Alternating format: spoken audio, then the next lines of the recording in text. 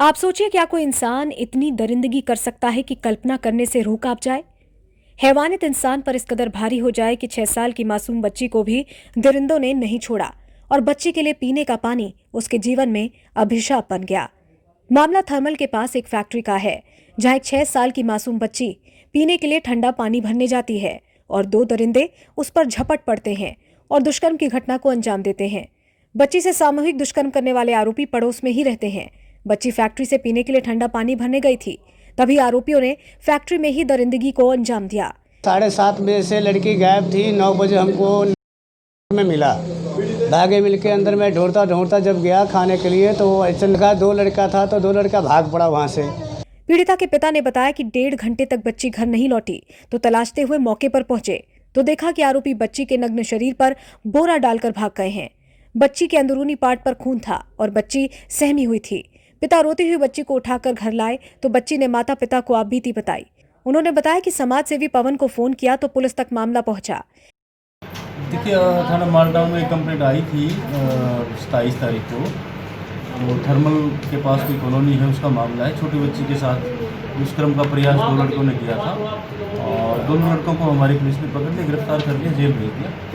और जो कानूनी प्रक्रिया है वो पूर्ण कर, तो जिसकी गिरफ्तारी होती है उसका देखना पड़ता है पूरा रिकॉर्ड। रिकॉर्ड देखने के बाद ही पता लगेगा कि पहले इस प्रकार की किसी एक्टिविटी में इन्वॉल्व है कि नहीं। तो हाँ, प्रयास का ही FIR है, प्रयास का ही उन्होंने लिखवाया। होंगी मेडिकल में पुष्टि आती है तो धारा लग जाएंगी, तो मेडिकल पे डिपेंड करता है।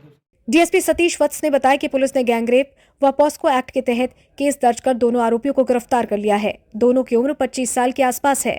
दोनों आरोपी जौनपुर यूपी के निवासी हैं। फैक्ट्री में ये वर्कर थे, जिसमें एक की बेटी जिसकी उम्र 6 साल के लगभग थी, कुछ 2 दरिंदों ने मिल के उस 6 साल की बच्ची के साथ जो भी दुष्कर्म किया और कोई उसको संभालने वाला नहीं था। उसको पुलिस आई है रात को 11:30 बजे। उसके गांव में था कोई सामाजिक कार्यकर्ता, उसने थोड़ी बहुत इनकी मदद की और पुलिस पे दबाव बनाया। जब जाके पुलिस आई और उनको अरेस्ट किया, 27 तारीख को उसका मेडिकल किया। लड़की के पिता का ये कहना है कि इनको आज तक ना तो कोई FIR की कॉपी दी गई है, ना कोई मेडिकल की रिपोर्ट दी गई है। और शहर के अंदर जो ये चर्चा चला रखी है कि सरकार उसका खानपुर मेडिकल कॉलेज में इलाज करवा रही है, ये सरासर झूठ है। सरकार ने उसका कोई इलाज नहीं करवाया, उसका मेडिकल करके उसको घर भेज दिया। उसके पिता यहाँ कोई प्राइवेट डॉक्टर से पैसा खर्चा करके उसका इलाज करा रहे हैं। शर्म आनी चाहिए।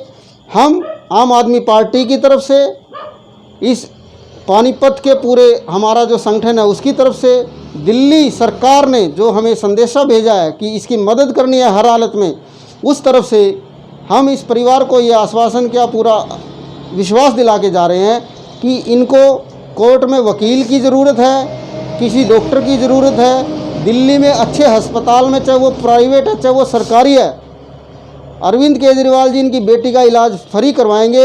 जैसा ये चाहेंगे वैसा कार्य होगा। और रही बात प्रशासन के इस लापरवाही की, हम आम आदमी पार्टी पूरे प्रशासन को, पानीपत प्रशासन को और हरियाणा सरकार को इस बात के लिए जिम्मेदार ठहराते हैं कि क्या एक गरीब व्यक्ति के साथ अगर इस तरह की घटना घट जाए तो क्या सरकार की जिम्मेदारी नहीं बनती उसका समय से इलाज कराना और उसका समय से उसकी कार्रवाई करना। जो भी इनको हमारी ज़रूरत पड़ेगी पानीपत में रहते हुए, चाहे इनको कोर्ट में वकील की ज़रूरत पड़ती है, पानीपत में डॉक्टर की ज़रूरत पड़ती है, या इनको दवाई के लिए पैसे की ज़रूरत पड़ती है, या इनको दिल्ली में फ्री इलाज कराने की ज़रूरत पड़ती है, आम आदमी पार्टी का पूरा संगठन इस परिवार के साथ खड़ा है। शर्म की बात है, जो समाज सेवी पानीपत में बैठे हैं वो ये कहते हैं उसका खानपुर में इलाज चल रहा है और हम पैसे इकट्ठे कर रहे हैं, उसका इलाज कराएंगे प्राइवेट डॉक्टर से, और यहाँ तो कोई झांकने वाला भी नहीं है।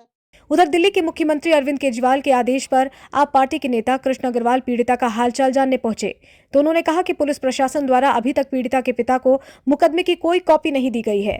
उनका कहना है कि सरकार जो मासूम का इलाज खानपुर में करवा रही है वो झूठ है, उसका मेडिकल करवाकर घर भेज दिया गया है।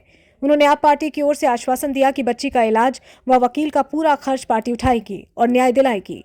कृष्ण अग्रवाल इस मामले में निजी संस्था पर भी बरसे। इस दुखद घटना पर A1 इंडिया पीड़ित परिवार को संवेदना प्रकट करता है और आम जनता से अपील करता है कि बेटियों की रक्षा करें और ऐसे दरिंदगी करने वाले इंसानों को सख्त से सख्त सजा दिलाने के लिए आगे आएं। क्योंकि यदि देश की बेटियां सुरक्षित रहेंगी तभी देश आगे बढ़ेगा। Bureau report, A1 India.